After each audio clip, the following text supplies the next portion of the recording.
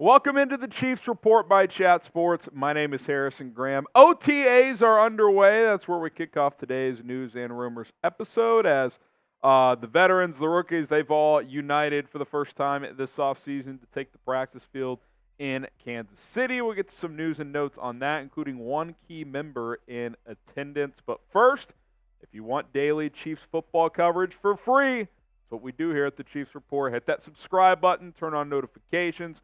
We got you covered here on a daily basis with the latest Chiefs news, rumors, and a whole lot more. So hit that big sub button. All right, OTAs getting started in KC. Today was the first day of organized team activities. Reminder, those are voluntary per the CBA agreed to between the NFL owners and the Players Association. So technically, you don't have to show up. But it's heavily frowned upon if you don't, especially if you're a young player. 3 weeks of OTAs before mandatory minicamp begins. This is the offseason schedule here, as week one of OTAs is today through Wednesday. Next week it is Tuesday through Thursday, and then June 4th through 7th is the third batch. Before mandatory minicamp, that is when all players have to show up, and if you don't, you're subject to getting fined. And then the team will break off for about 6 weeks, and then late July, training camp will begin. Those dates are yet to be announced. When they are, we will bring that to you. That way, if you want to go to training camp in St. Joseph, you can buy tickets. All right, speaking of OTAs, Rashee Rice in attendance, despite his ongoing legal and NFL investigations, as obviously the legal process has taken place for a couple of situations. NFL, I assume, is doing their own investigating as well.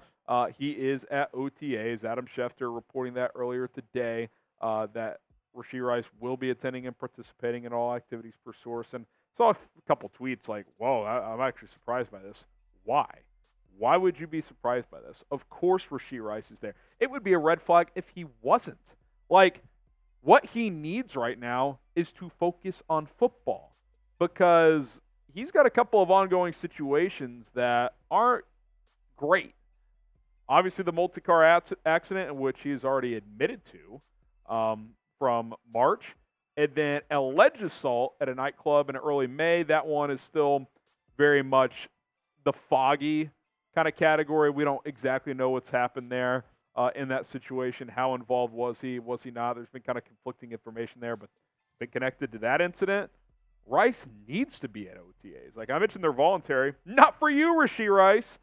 They are not voluntary for you, because you are kind of on thin ice right now. So, yeah, you better be at OTAs. You better be diving deep and focusing on football, because you've caused some unnecessary distractions and have potentially hurt this football team if and when you do get suspended. And, man, I just continue to say, like, this guy, I mean, think about the position he is in. He finishes his rookie year on a tear. He emerges as the #1 receiver for Patrick effing Mahomes. Obviously, Kelsey is there, but from a receiver standpoint, he had taken that throne. He can have it all. Rashee Rice can have it all, and I still think he can have it all. I think if he stays out of trouble moving forward, he will still be on this team. Yes, he's going to get suspended, but, like, if you just don't make silly decisions here, I'm not even asking you to be a good citizen, just don't be a bad one, then you can have everything you want. You can be Mahomes' top target.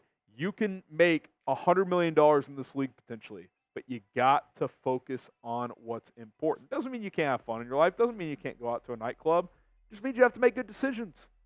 You can't, rent a Lambo and start, drag racing in the middle of the day in Dallas.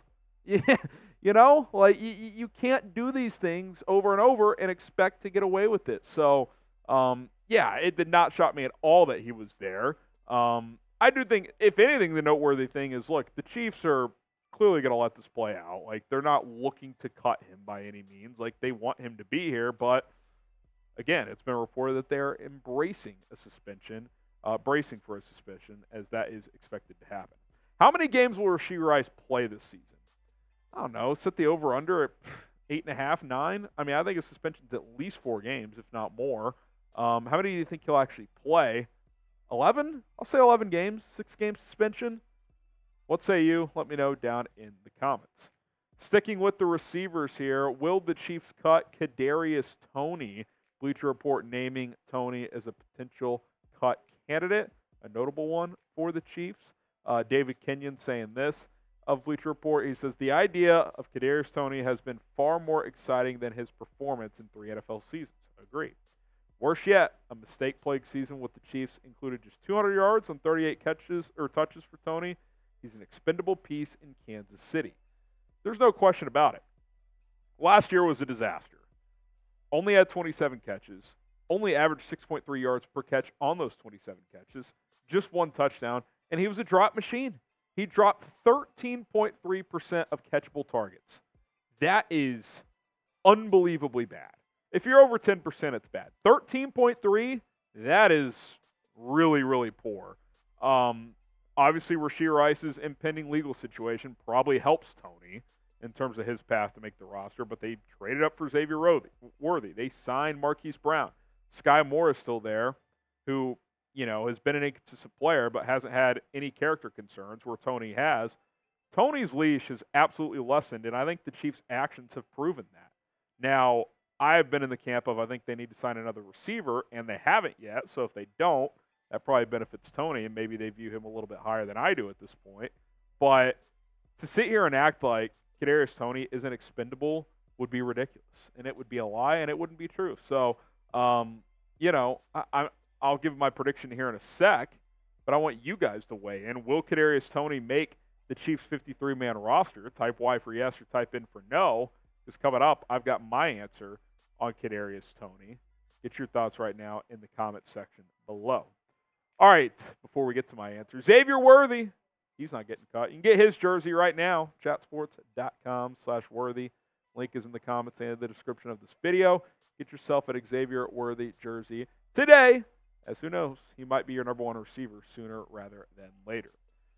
I do think Kadarius Toney makes this team. I think he'll get one more chance with the Chiefs, and I think there's a couple of reasons for that. One, Rashee Rice is likely to be suspended, so that will open up a spot for a receiver. I'm not saying it'll come down to that for Toney to make it, but that helps him. If, say, you're carrying 6 receivers and Rice is going to be suspended the first 6 weeks, that opens up a spot. Maybe a guy like Toney benefits from that. 2, he has special teams value. This new kickoff rule, they might put Toney back there to return kicks. We know he can return punts. So even if he's unreliable as a receiver, his special teams value and the fact that Rice is likely going to be suspended probably means Toney makes this team. But this is it, man. Like, if you don't do something this year and show something, like, this will be his final year with the Chiefs. And just because I'm saying it does not make it a guarantee. I do think he'll make it, but it's not like he's going to be guaranteed a role. I mean, he was healthy for the Super Bowl, and they had him inactive. So the clock is ticking. The leash is lessened. There's no question about it for Kadarius Toney. All right, some quick news. The Chiefs did re-sign Matt Dickerson after they released him last week. They have brought him back here at the start of OTAs. You do wonder if that initial release, were they looking to sign a certain free agent, but opted not to. Who knows? He's back into the fold. And, my main thought here, and looking at this, and obviously the Chiefs have a very good roster. They have, a couple question marks, left tackle, receiver depth right now. But I think defensive tackle is kind of a position group right now where you're like, is this team good at defensive tackle? I mean, Chris Jones is awesome, obviously, but Derek Noti, he's just a guy. They keep bringing him back, and it's like, you can do better than Derek Noti, and he's probably going to start. Now, Mike Pennell is a luxury. He played really well last year, but he's not a full-time starter. I like Tershawn Wharton, but, he's not a starter. You're kind of underwhelming at defensive tackle. No Farrell Jr. didn't do much for you. Matt Dickerson's just a guy. You look at his career numbers, 42 tackles in 36 games. He's never had a sack. Only a couple of splash plays there. I think the thought I had when I saw them cutting him and bringing him back is they might go get a defensive tackle at some point. Linval Joseph's still out there. There's not a lot of big names, but if someone gets cut during training camp, I wouldn't be shocked. Remember they did it last year. They traded for Neil Farrell Jr. trying to see if he could help. He obviously didn't. He didn't do much, but I could see them adding someone at that position because that is a group where after Chris Jones, you kind of just have a bunch of just, guys, rotation type of pieces, not even a true second starter there. So keep an eye on that. That certainly would not surprise me. All right, speaking of free agency, name a player that the Chiefs should go out and sign that is still available. drop his name down in the comments section down below.